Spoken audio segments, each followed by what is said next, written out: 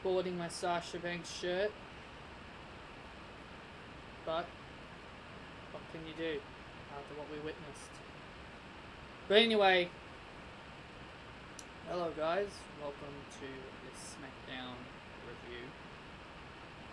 And we're going to be talking about Smackdown. We're going to be talking about what we could be expecting from Smackdown, or what we saw today, and then what we could possibly get next week.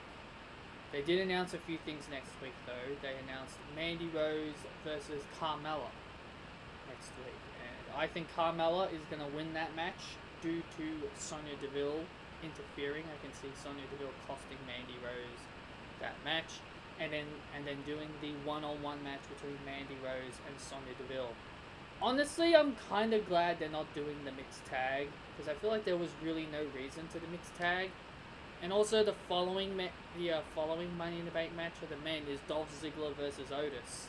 So you can kind of look at it as, like, yeah, everyone thought there was going to be a mixed tag. I honestly feel like it should be over and done with after Money in the Bank. But I feel like Sonya and Mandy are going to feud for a while. I feel like Dolph and Otis should be done with.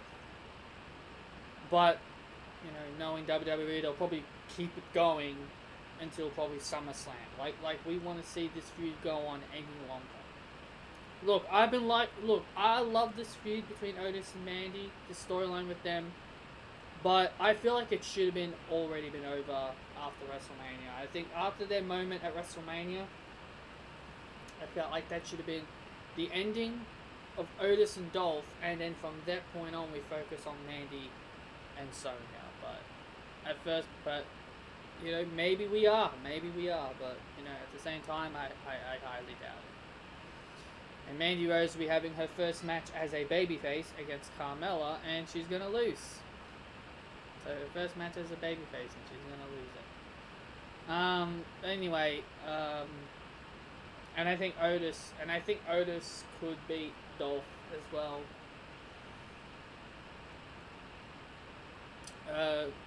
Next week. We got the show started off with the New Day, the people at home. God, I love it when Big E says that. It's so hilarious. I love it when he says that. People at home. I like it when he says that. I'm gonna miss Big E saying that when people come back into the audiences. I really am gonna miss him saying people at home. It's so funny. Speaking of funny, I'm probably the only one that finds hey hey ho ho funny, because the Miz and Morrison actually did come out during this segment. So did Lucha House Party, and then the Forgotten Sons came out. So we're looking at our tag team division. Well, there was no Usos. I was kind of surprised there was no Usos. I was kind of surprised the Usos were not actually out there, which kind of surprised me a bit. Like, the tag team division's kind of good. Not many people like Lucha House Party. The Forgotten Sons are going to basically be the next Sanity. They're going to end up a lot like Sanity. But I will give WWE credit. They made the new team, the Forgotten Sons, look good by beating down Lucha House Party and standing tall over New Day. But every time they build up a new team, they just end up, you know, falling big to the New Day. Because they did that with so many other, you know, tag teams that were on the rise. I highly doubt Forgotten Sons will become tag team champions. But that was the opening segment. Did not really care about it at all. Miz and Morrison would then later challenge Lucha House Party. So the first match was Corbin versus Gulick. I expected Corbin to win this one, honestly. But what I did not expect was Cesaro and Shinsuke Nakamura to assist Corbin in his victory over Drew Gulick. Why does Baron Corbin always need a posse? I mean, Corbin seems to always have a posse. On Raw, it was Drew McIntyre and Bobby Lashley.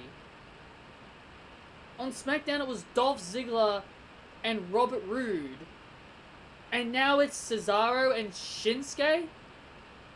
I thought Sami Zayn worked for them. I thought they worked for Sami Zayn. Is that what they're planning? Are they planning that Sami Zayn's gonna come back, realizing his two guys are now siding with Corbin? Are they gonna turn Sami Zayn babyface?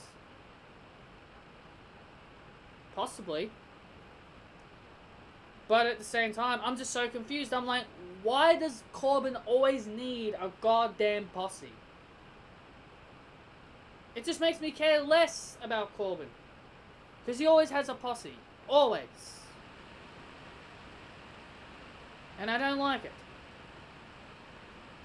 WWE talked more about Jeff Hardy and... Look. I know there are people out there that love Jeff Hardy. This is the same thing I said about Edge.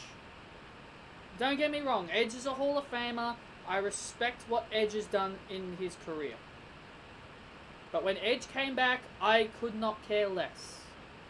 And I still feel that way. Edge may no longer be around now because, you know, it's not SummerSlam. He'll most likely be around for SummerSlam. But Jeff Hardy's the same thing. I'm sorry, I don't want to offend anybody, but in my personal opinion, I really do not care about Jeff Hardy. It feels weird. And them showing the WrestleMania 33 moment where Jeff Hardy and Matt Hardy came back. Do you guys now realize how weird it is now? Looking back at that moment, it was a good moment. But it feels awkward now, knowing that Matt Hardy is in AEW. That's the realization. That's the realization here. That Matt Hardy's now in AEW, and this looks just completely awkward. For them to show Jeff Hardy's comeback. But we all know he was with Matt Hardy. So this just looks ultimately awkward. And then WWE clearly had no choice but to air it. Because they know Matt Hardy's in the enemy camp. So this just looks awkward. And personally, like, I know a lot of people love Jeff Hardy because, you know, a lot of people would have grown up with Randy Orton as their... well, that was me, Randy Orton. I grew up watching Randy Orton. But a lot of people would have grown up watching Jeff Hardy. And look, to those people, you can do that. But in my personal opinion, Jeff Hardy wasn't really somebody I looked up to. He's a good, talented guy. And I appreciate everything he's done. But he's just a nostalgia act now. I appreciate everything Jeff has done. I never take anything away from the wrestler's accomplishments. People may think I sound like a jerk when I say, oh, I don't care about Edge or I don't care about Jeff Hardy. I appreciate what they have done for their careers, but I'm looking at them now and I'm like, they're just nostalgia acts now. Edge is old. He's like in his 40s. He's past his prime. He's not capable of wrestling a good match anymore. He had a last man standing match at WrestleMania. If it was this, and it went for 36 minutes. Try having them wrestle in a 36-minute match that was just a basic singles match. Edge would have been tired out very quickly if it was just a standard singles match. That's why they made it last man standing match. So in that way, they can avoid not us seeing that Edge is past his prime. But look, it was a good moment to, but like I said, it was a good moment to see Jeff Hardy return. But it seems like WWE is trying to push Jeff Hardy to give him one final run. And to be perfectly honest, if they want to do that, fine.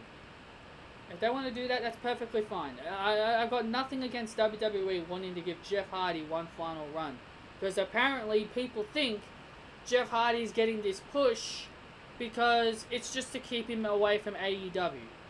Seriously, why do people come to that conclusion? I don't watch AEW, I don't like AEW, but why do people always come to that conclusion? So someone gets pushed, and apparently the reason is because, they're going to stop him to go to AEW. Makes no sense to me. It makes no sense to me why people would think WWE's pushing Jeff Hardy to stop him to go to stopping him from going to AEW. Jeff Hardy says that he doesn't mind staying in WWE, being away from his brother. Do you think he doesn't like not being with his brother? They've been apart all the time. So I don't get it. But Sheamus came out, beat up a local from the Performance Center, Daniel Volt, and Sheamus jump scared Michael Cole, because Michael Cole kept talking about Jeff Hardy. He grabbed his headset and he ripped it off his head because he was getting so fed up with Michael Cole talking about Jeff Hardy. So it seems like Sheamus and Jeff Hardy is going to be the feud they're going with here. I would rather if they just had Sheamus go after the Intercontinental Championship. But hey, our Intercontinental Champion is not around. He's currently sitting at home in quarantine. We had Lucha House Party take on Miz and Morrison. Hey, hey, ho, ho, Miz and Morrison. Hey, hey, ho, ho. I'm probably the only one that actually finds that hilarious. Lucha House Party win. They get a pinfall on The Miz. Surprise roll up on The Miz, and Miz throws a little tanty. The next match is the match that everybody was nervous about. Not me, because I knew exactly what was going to happen. And that was Lacey Evans versus Sasha Banks in a qualifying match for Money in the Bank. Here's the fun fact. I knew Sasha was going to lose just by seeing her with that fan. That fan of Lacey's daughter. Just seeing Sasha just come out and mocking Lacey and, having a fan with her daughter's face on it. That immediately made me say, yep, she's losing. Just by her entrance, I knew Sasha was losing.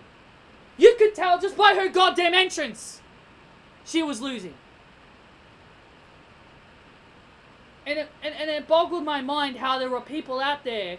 Look, I love Sasha. I want her to have a long, lengthy reign. I want her to have a long, lengthy reign too. But I find it mind-boggling to me how there are some people out there that wanted Sasha to win Money in the Bank. What benefit would have it made for... What benefit would Sasha get from being in the Money in the Bank? Sasha, for the last 4 years, has done nothing but put people over. And look, she's a loyal soldier. She does what she's told. She always does what she's told without complaining. She's never thrown a fit, because rumors said that she threw a fit last year because she lost the Iconics. That was not true at all. That was not true at all. She loves the Iconics. So... She loves the Iconics, so she'd never throw a fit over them. And then she burned it, and she burned all those rumors to a crisp on her Chronicle. So to me, seeing Sasha lose this match was just expected. I was expecting Sasha to lose this match as soon as the match was announced. We all knew that Sasha was going down. One fan on Twitter was thinking that wasn't going to happen. One of the fans on my Twitter bullied that he thought Sasha was going to win. And I was like, nah sir, that ain't going to happen. And that's exactly what happened. Sasha Banks lost. And it was because of Bayley. Bayley, refusing to get out of the ring, distracting the referee. Lacey gave Sasha the woman's right, and mission completed. Lacey's mission, well, even though it was completed at WrestleMania, because she did the woman's right to her at WrestleMania, but I guess now her mission is finally complete. Now we can finally say this is the end of the Sasha-Lacey rivalry, and now we're moving on to Sasha versus Bayley. Also, Tamina gave Bayley a super kick as Sasha was walking up the ramp holding her jaw. And Sasha did nothing to assist Bayley, which kind of suggests... And also, Sasha was a bit annoyed at Bayley. She told her to stay out of this. And then when she turned around, she got clocked right in the jaw. So to me, it was predictable. To me, it was predictable. I expected Sasha to lose. And I'm not mad about it. I'm not frustrated about it. I'm not pissed about it. I'm not gonna throw a tantrum and get angry. It was expected. I knew it was gonna happen. I'm just gonna make this perfectly clear to everybody. The shit that Sasha went through last year, all we Sasha fans want is just for her to be happy. We don't care if she wins or loses. We just want her to be happy. But today's generation of fans, all they want is her to leave the company and go to AEW, because apparently that's the big solution to them. We know the bigger picture is that it's going to be building to a match between her and Bayley, but everybody else's bigger picture is apparently her leaving WWE to go to AEW. Sasha will never go to AEW. Even if you say it to her face, she won't go to AEW. She loves WWE. WWE is her home. Vince called her irreplaceable. So I expected Sasha to lose this match. And that's exactly what happened. Sasha lost, and I'm not mad about it. The final match was BlissCross versus Carmela and Dana Brooke. Now, as much as I wanted to live in a dream where Carmela and Dana Brooke would win the Tag Team Championships, I knew they were not winning. I knew they were not winning. As much as I wanted to have fun with everybody on social media and just tease everybody that I wanted Dana and Carmela to win, I knew they weren't. I knew Bliss and Cross were going to win. It was quite obvious. It was quite obvious they were going to win because of Carmela's match next week with Mandy Rose.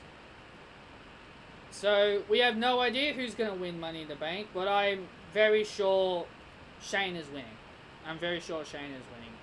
I don't like Shayna. I don't want her to win. In my honest opinion, I'd give it to Asuka. If I had to pick someone, I personally would give it to Asuka. I feel like Asuka deserves the Money in the Bank, in my personal opinion. Not Shayna, not Nia. I think Dana deserves it too. Lacey, she could potentially win it. But if I had to pick someone, I'd go Asuka. So BlissCross retained with a modified 3D to Carmela. Boring. It wasn't really all. It was kind of a boring match. It was kind of short, and I find it hilarious. And this is the hilarious thing. When I tweeted because I knew Alexa and Nikki were gonna retain, so I was like tweeting out saying that I'm kind of I know Bliss and Cross are gonna retain, so I'm not gonna get my hopes up that Dana and Carmela are gonna win. And as soon as I tweeted that out, the referee counted 1, 2, 3, and the match was over. And then I was like, oh well, there you go. As soon as I said it, as soon as I made that tweet, the match was over. So yeah, I kind of expected it, even if I kind of expected it, even if I wanted to, have fun with everybody. But yeah, and the ending we celebrated Triple H's 25-year anniversary. Vince McMahon was on the show. What I find hilarious is that Vince actually brought up Bayley's "This Is Your Life" segment, and and then Vince said it wasn't Bayley's fault. The segment was boring and it wasn't Bayley's fault. So he kind of put the blame on Alexa. He kind of put the blame on Alexa for that storyline being pretty bad. Or that segment being pretty bad. So I thought that was pretty funny. But yeah, other than that, to be honest, Triple H celebrating 25 years. It was great to see him celebrate 25 years. Yeah, that's basically it, honestly. Don't really have much to say. So yeah, I hope you guys enjoyed. Hit that thumbs up. Comment your thoughts down below. And I'll see you all next time for more wrestling content. And yeah, stay safe, everybody.